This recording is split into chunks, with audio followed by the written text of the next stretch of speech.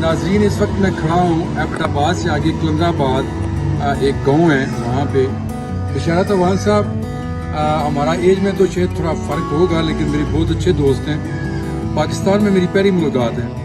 आप हैरान होंगे कि कैसे दोस्त हैं जिनके साथ पहली मुलाकात है यहाँ पे। इत्तफाक ये है कि मेरी इनसे पहली जो मुलाकात थी वो एम्स्टरडम, हॉलैंड का एक शहर है, बड़ा मशहूर शहर है, वहाँ पे हुई थी। और उसके बाद जितनी भी मेरी मुलाकातें हुई हैं वो वहीं पे हुई थी। कौन है और इनका बैकग्राउंड क्या है, ये बड़ा दिलचस्प है। और इस पूरी वीडियो को ज़रूर देखिएगा। ये हम बैठ के इंशाल्लाह एक इंटरव्यू की शक्ल में करते हैं। तो इस वक्त ये हम बिशारत अवान साहब के साथ उनके घर में एबटाबाद से आगे गांव में बैठे हैं। मैं थोड़ा सा इनका तारफ़ करवा दूं कि ये जुल्फ़कार अली भुट्टो के शहीद के करीबी साथियों में शुमार होते हैं। भुट्टो साहब तो दुनिया में नहीं रहे, लेकिन उनके दोस्तों की शक्ल में आज भी भुट्टो मैं समझता हूँ कि पूरे पाकिस्तान में क्या पूरी दुनिया में आपको मिलते हैं। और आज भी बड़ी कोशिश की आमरों ने कि भुट्टो का नाम उनकी शख्सियत के साथ ख़त्म हो जाए, लेकिन जितनी कोशिशें की गई वो उतना ही उभर के भुट्टो का नाम सामने आया। तो बिशारत अवान साहब से हम गुफ्तगू करते रहेंगे। ये बिशारत अवान साहब, जब ये 13 साजिश केस आप जानते हैं क्या, जुल्फ़कार तंजीम पे एक हुआ था, उन्होंने एक जहाज़ जो था हाईजैक करके अफ़गानिस्तान में उसको ले गए थे। और उस वक्त बिशारत अवान साहब और बहुत सारे लोग सिर्फ इस वजह से जेल में थे, एक आमर ज़ियाउल हक के दौर में, क्योंकि ये भुट्टो का साथ दे रहे थे। ये भुट्टो के वो फ्रंट लाइन के सिपाही थे सारे, और ये सारे जेलों में थे, लंबी सज़ाएँ थी।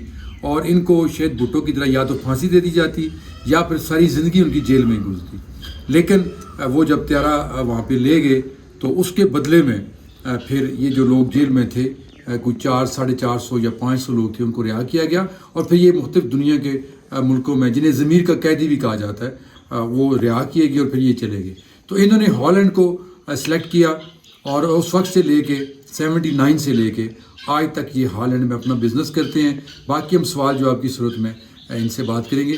बिशारत अवान साहब, जब आप यहाँ से जेल से निकले थे तो उस वक्त आपकी उम्र कितनी थी?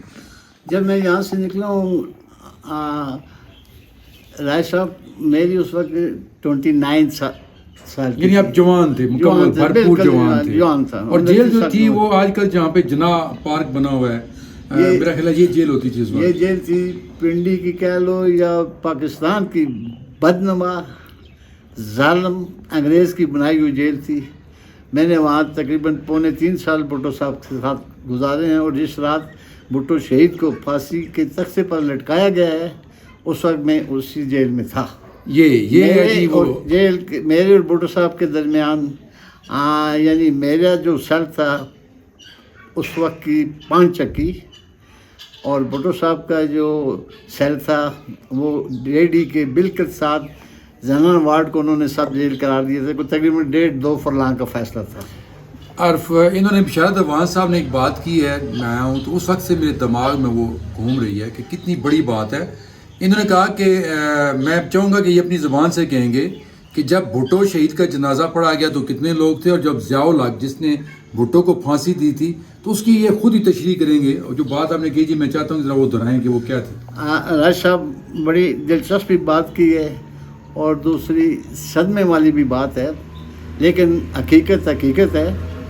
जिस वक्त मेरे कायद शहीद भुट्टो का फांसी दी गई तो उस वक्त का आमर, जिसे मैं तो बर्बेरियन ज़ियाउल हक कहूँगा, जिसने भुट्टो शहीद को फांसी पर लटकाने का हुक्म दिया, तो रातों रात उसने चंद आदमियों को ये बोलकर कहा कि इनका जनाजा पढ़ाया जाए। तो उन्हें वो उस वक्त एक आर्मी के जहाज़ पर लड़काना ले गए। वहाँ पर चंद आदमियों ने उनका जनाजा पढ़ा। लेकिन यहाँ पे एक बात मैं बड़ी वाज़ेह करूँ कि भुट्टो शहीद का जनाजा चंद आदमियों ने पढ़ा, क्योंकि वो एक आमर का हुक्म था, एक जालिम का हुक्म था, बर्बेरियन का हुक्म था। लेकिन जब आमर का जनाजा पढ़ा गया, वहाँ पे लाखों आदमी उस जनाजे में शिरकत की है। दरअसल वो क्या बात थी कि वो एक अमरियत का जनाजा था। जनरल ज़िया का जनाजा नहीं था बल्कि वो अमरीत का जनाजा था। और आज यहाँ मैं बड़ी वाज़ह करूँ कि आज भुट्टो के मकबरे पर, भुट्टो की कब्र पर लाखों की तादाद में पूरे पाकिस्तान से लोग जाते हैं, बैरूनी मुल्क से जाते हैं, वहाँ अकीदत पर वहाँ पे फातिहा पढ़ते हैं। लेकिन उस आमर जिस आमर ने मेरे भुट्टो को तख्तेदार पर लटकाने का हुक्म दिया था, उसकी कब्र पर उसकी अपनी औलाद भी नहीं जाती, वहाँ कुत्ते और बिल्लियाँ फिरते हैं। ये वो बात है जो मैं कहना चाह रहा था कि ये सच है, तारीख कभी किसी को माफ़ नहीं करती। भुट्टो चाहते तो दुनिया का कोई भी मुल्क उनको लेने के लिए तैयार था, ऑफर्स भी आ रही थी और वो आमर भी ये चाहता था कि भुट्टो यहाँ से निकल जाए, लेकिन भुट्टो ने वो फांसी का फंदा कबूल करना मंजूर किया और भागा नहीं, जैसे आजकल नवाज शरीफ भागा हुआ है या और हमारे भाग जाते हैं। तो यही वजह है, तारीख इसीलिए ज़िंदा रहती है कि जो जिनको अपनी कौम से, अपने मुल्क से मोहब्बत होती है, वो फांसी का फंदा तो गले में ले लेते हैं, लेकिन वो उनकी मौत नहीं होती, दरअसल वो उनकी हयात होती है। और यही वजह है कि आज भी देखें पीपल्स पार्टी को ख़त्म करने की कितनी कोशिशें की हैं, ज़ियाउल हक से लेके उसके बाद जितने भी आमर आए हैं, जनरल मुशर्रफ समेत, लेकिन कोई ख़त्म नहीं कर सकता। उनकी बेटी को भी शहीद कर दिया गया, उनके बेटे जुल्फ़िकार मुर्तज़ा भुट्टो को भी मरवा दिया गया, लेकिन आज भी पीपल्स पार्टी अपनी पूरी आबोताब के साथ यहाँ पे मौजूद है।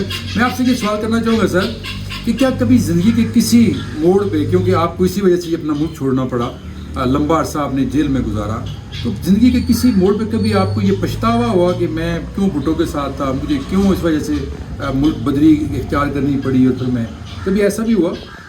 साहब ये तो मैं सोच भी नहीं सकता हूँ। मैं यही कहूँगा कि मेरी पैदाइश भी जो है ना वो जेल में हुई है, तो मैं समझता हूँ कि मेरी पैदाइश के बाद मौत भी जो है ना वो पीपल्स पार्टी के नाम से, भुट्टो शहीद के नाम से, भुट्टो के जियालियों के नाम से, वो भी मैं कबूल करूँगा। मुझे पछतावा नहीं, मुझे फ़ख्र है। और आज मुझे जो पहचान हुई है वो सिर्फ़ और सिर्फ भुट्टो शहीद के हवाले से हुई है। मैं भुट्टो के लिए जीऊँगा, भुट्टो के लिए मरूँगा। पाकिस्तान पीपल पार्टी पार्लियामेंट में जो है उसी की बदौलत आज पाकिस्तान में जमहूरियत है। असल मतलब है कि भुट्टो और भुट्टो की बेटी बेनज़ीर, इनका एक वाज़िया मौक़िफ़ था, वाज़िया नारा था, बड़ी साफ़ी बात थी कि डेमोक्रेसी इज़ द रिवेंज। और आज जब हमने या पीपल्स पार्टी ने अगर उन लोगों से जिन्होंने कल पीपल्स पार्टी के ऊपर ताने कसे, आवाज़ें कसी, बेनज़ीर की शान में गुस्ताखी की, हमने जमहूरियत की खातिर, पाकिस्तान की सालमियत की खातिर और पाकिस्तान की बका की खातिर हिलाक किए हुआ है कि किसी न किसी तरीके से डेमोक्रेसी को डैमेज ना मिले, और उसकी बुनियाद पर हम इनसे एक जमहूरी तरीके से चल रहे हैं और इंतकामी जो सूरत हाल है उसको पसे पुशे डालकर डेमोक्रेसी को आगे ले। लेकिन क्या अभी जो पीपल्स पार्टी है, क्या उन्होंने भी भुट्टो के उन साथियों को याद रखा है? कभी उन्होंने भी उनको बुलाया कि भाई वो पुराने लोग जिन्होंने अपनी ज़िंदगियां जेलों में गुजार दी या अपनी ज़िंदगी ख़तरे में डाली और उन्हीं भुट्टो की वजह से अपना पूरा मुल्क छोड़ना पड़ गया, तो उन्होंने क्या आपको याद रखा है? जैसे बिलावल भुट्टो मैं कहूँगा, मैं अभी मौजूदा बात कर रहा हूँ, मैं बेनज़ीर भुट्टो की बात नहीं कर रहा। राज साहब ये भी बड़ा दिलचस्प सवाल है। मैं अपनी पार्टी में गिले शिकवे पर यकीन नहीं रखता। पार्टी देखें, जब माँ के कुछ बच्चे होते हैं उनमें से कोई प्यारा बच्चा भी होता है, कोई शरारती बच्चा भी होता है, कोई मुज़ोर भी होता है। इसी तरह हमारी पार्टी में भी कुछ ऐसे लोग हैं जो मुज़ोर हैं, जो चाहते हैं कि हम अपनी मनवाएं। लेकिन अगर हमने भुट्टो की छोड़ी तारीख को, बेनज़ीर के छोड़े प्रोग्राम को आगे चलाना है तो हमने ये नहीं देखना कि हमारे साथ ज़्यादती हुई है, हमारे साथ उन्होंने या पार्टी ने कोई अच्छा फैसला नहीं किया या अच्छा बर्ताव नहीं किया। इसको पसे पुश डाल दें। ये जो शुक्र कर रह गई है का जो लफ्ज़ है ना, ये एक मखसूस लॉबी है वो जो इस्तेमाल कर रही है। आप पिछले इलेक्शन को ले लें, उस वक्त ऐसे हालात पैदा कर लिए थे पीपल्स पार्टी के लिए कि उन्हें वहाँ से बाहर निकलने का मौका नहीं दिया। मसलन तालिबान थे, तालिबानों के ज़रिए पीपल्स पार्टी के लोगों पर खौफ तारी किया था। पीपल्स पार्टी के लोगों को ہر طرح کی مطلب ہے خطرات موڑ لینے کا سامنا کرنا پڑا تھا. پیپل پارٹی والوں کو آزادی سے آگے بڑھنے کا موقع نہیں دیا تھا. وقت آئے گا اور وقت بتائے گا کہ پیپل پارٹی چاروں صوبوں کی وہ بے نظیر کی شکل میں زنجیر ہے اور چاروں صوبوں کو لے کر آگے جا رہی ہے. اور آج میں ایک چیز یہاں پہ بڑا کلیئر کروں, کافی لوگ کہہ رہے ہیں کہ آج کی پیپل پارٹی جو ہے بھٹو کی پیپل پارٹی سے مختلف ہے. میں کہتا ہوں بالکل نہیں. آپ کے چینل کے حوالے سے میں یہ پیغام دے رہا ہوں کہ جن لوگوں کے دلوں میں اس طرح کا کوئی خیال ہے, برائے مہربانی کر کے وہ یہ خیال نہ لائیں. آج کی پارٹی بھٹو شہید کی پارٹی ہے, بھٹو شہید کے وقت کی پارٹی ہے اور اسی نظریات پہ چل رہی ہے. اسی آصف زرداری نے, جس کو مختلف ناموں سے مختلف ٹریڈ سے پکارا جاتا ہے, اگر بے نظیر کی شہادت کے بعد آصف زرداری ایکٹیو نہ ہوتا, آصف زرداری پارٹی کی کمانڈ نہ لیتا, تو یقین جانے پورے ملک میں دنگا فساد ہوتا, آگ لگتی, جل جاتی, کیا سے کیا ہو جاتا. اسی آصف زرداری نے پاکستان کھپے کا نعرہ لگا کر پارٹی کو ری آرگنائز کیا اور پورے پاکستان کو اکٹھا کر کے پارٹی کے لوگوں کے ساتھ الیکشن میں آ کر اپنا بہترین قسم کا الیکشن کرا کے صدارت کی کرسی لی اور اپنے 5 سال پورے کیے.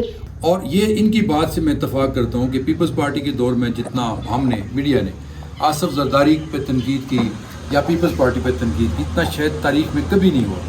لیکن آصف زرداری کی کبھی ماتھے پہ سلوٹ نہیں آئی, بلکہ ان کے چہرے پہ وہی مخصوص ایک جو مسکراہٹ ہے وہی آتی رہی.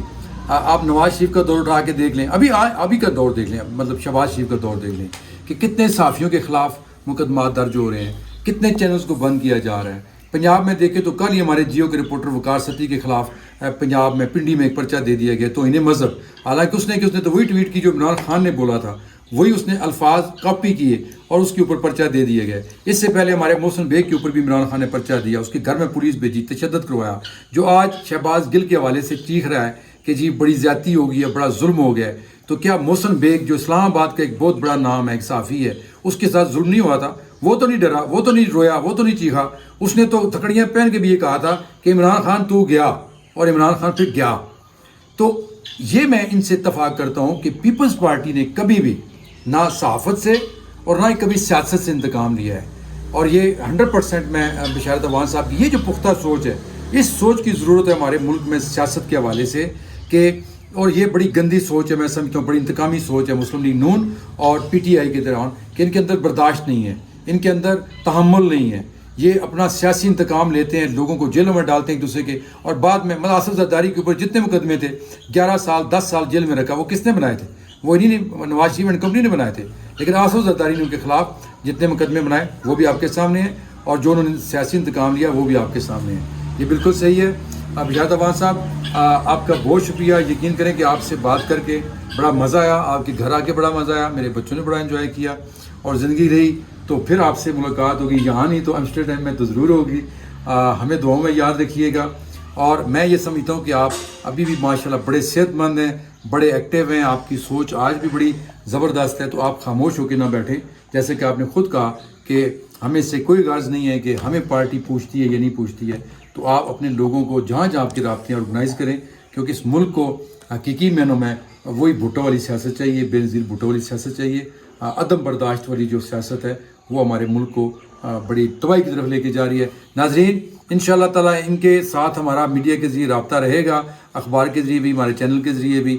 اس انٹرویو کو آپ ضرور انشاءاللہ پسند بھی کریں گے, لائک کریں گے, شیئر کریں گے. ہمارے چینل کو سبسکرائب کرنا نہ بھولیے گا. اللہ حافظ.